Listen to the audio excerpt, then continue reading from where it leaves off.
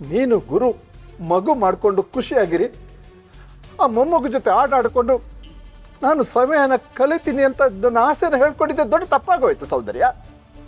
ಅದಕ್ಕೆ ಇಂಥ ದೊಡ್ಡ ಶಿಕ್ಷೆ ಕೊಡಬೇಕಾಗಿತ್ತಾ? ನೀನು ಮಾಡಿದ್ದು ನಿನಗೆ ನ್ಯಾಯ ಅಂತ ಅನಿಸ್ತಿದ್ಯಾ? ನ್ಯಾಯನೇ, ನಾನು ಮಾಡಿದ್ದು ನ್ಯಾಯನೇ.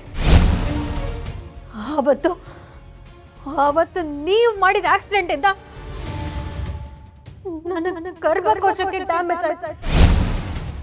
ಅದರಿಂದ ನನ್ನ ಜೀವನದಲ್ಲಿ ನಾನು ತಾಯಿನೇ ಆಗದಿರೋ ಹಾಗಾಗಿದೆ. ಅದಕ್ಕೆ ನೀವೇ ಕಾರಣ. ನೀವು ಮಾಡಿದ ಆಕ್ಸಿಡೆಂಟೇ ಕಾರಣ. ನೀವು ಮಾಡಿದ ಅನ್ಯಾಯನೇ ಕಾರಣ. ನಾನು ಮಾಡ್ತಿರೋದೇ ನ್ಯಾಯ. ನಾನು ಅವತ್ತು ಬೇಕು ಅಂತ ಆಕ್ಸಿಡೆಂಟ್ ಮಾಡಿಲ್ಲ ಸೌಂದರ್ಯ. ನನ್ನ ಕಾರ್ ಅವತ್ತು ಬ್ರೇಕ್ ಫೈಲ್ ಆಗಿತ್ತು. ಅವತ್ತು ನನ್ನ ಜೊತೆ ನನ್ನ ಹೆಂಡತಿನೂ ಇದ್ಲು. ನಾನು ಕಾರ್ನ ಕಂಟ್ರೋಲ್ ಮಾಡೋಕ್ಕೆ ಬಹಳ ಪ್ರಯತ್ನ ಪಟ್ಟೆ. ಆದರೆ ನಿನ್ನ ದುರಾದೃಷ್ಟಕ್ಕೆ ನಿನಗೆ ಆಕ್ಸಿಡೆಂಟ್ ಆಗೋಯ್ತು. ಅವತ್ತೇ ನಾನು ನನ್ನ ಹೆಂಡತಿನ, ನನ್ನ ಚಿರೋ ತಾಯಿನೂ ಕಳ್ಕೊಂಡೆ. ಆದರೆ ಆ ಆಕ್ಸಿಡೆಂಟಿಂದ ನಿನ್ನ ಗರ್ಭಕೋಶಕ್ಕೆ ತೊಂದರೆ ಆಗಿದೆ ಅನ್ನೋ ವಿಷಯ ನನಗೆ ಗೊತ್ತಿರಲಿಲ್ಲ ಸೌಂದರ್ಯ. ಆಕ್ಸಿಡೆಂಟ್ ಮಾಡಿದ್ದಕ್ಕೆ ನಿನಗಾಗ ಸ್ವಲ್ಪ ಪರಿಹಾರನೂ ಕೊಟ್ಟಿದ್ದೆ. ಆಮೇಲೆ ನನ್ನ ಸ್ನೇಹಿತ ಶ್ರೀನಿವಾಸ್ ಸಲಹೆ ಮೇರೆಗೆ ನಿನ್ನನ್ನು ನನ್ನ ಮಗನಿಗೆ ಮದುವೆ ಮಾಡಿ ನಿನ್ನನ್ನು ನಮ್ಮ ಮನೆ ಸೊಸೆ ಮಾಡಿಕೊಂಡೆ. ಇದೆಲ್ಲ ನಿನಗೆ ಗೊತ್ತಿರೋ ವಿಷಯ. ನಾನು ಯಾವ ತಪ್ಪು ಮಾಡಿಲ್ಲ ಸೌಂದರ್ಯ, ಯಾವ ಅನ್ಯಾಯನೂ ಮಾಡಿಲ್ಲ. ಹೋಗ್ಲಿ, ನನ್ನಿಂದ ನಿನಗೆ ಅನ್ಯಾಯ ಆಗಿದೆ ಅಂತ ನೀನು ಅಂದ್ಕೊಂಡಿದ್ರೆ ನನ್ನ ಮೇಲೆ ಮಾತ್ರ ದ್ವೇಷ ಸಾಧಿಸಬೇಕಿತ್ತು. ಆದರೆ ನನ್ನ ಮಗ ಗುರು ನಿನಗೇನು ಅನ್ಯಾಯ ಮಾಡ್ದ ಅಂತ ಅವನ ಜೀವದ ಜೊತೆ ಚೆಲ್ಲಾಟ ಆಡಿದೆ. ಗುರುನ ನಾನು ಸಾಯಿಸಿಲ್ಲ, ಅವ್ರಾಗ ಅವರೇ ಜಾರ್ ಬಿದ್ರು. ಸುಳ್ಳು ಹೇಳ್ತಾ ಇದೆಯಾ ನೀನು? ಇಲ್ಲ, ನಾನು ಸುಳ್ಳು ಹೇಳ್ತಾ ಇಲ್ಲ. ಇಷ್ಟೆಲ್ಲ ಮಾಡಿದವಳನ್ನ ನಾನು ಹೇಗೆ ನಂಬೋದು? ನಾನು ಗುರುನ ಸಾಯಿಸಿಲ್ಲ. ಹೌದಾ?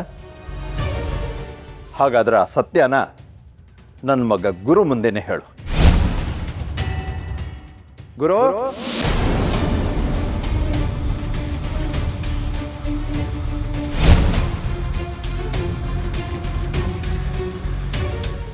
ಗುರು,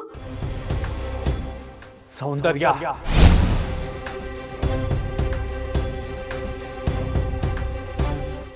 ಬಿಡು ದಾರಿ. ಗುರು, ಗುರು, ಗುರು.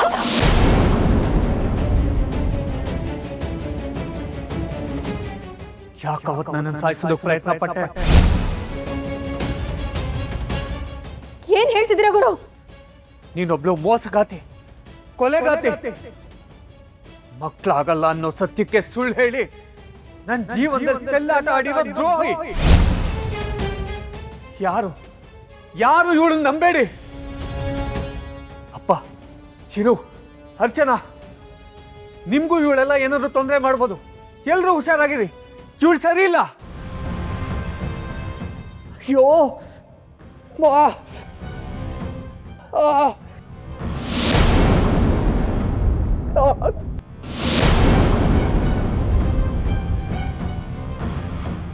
ಅಣ್ಣ, ಅಣ್ಣ, ಏನಾಯ್ತು?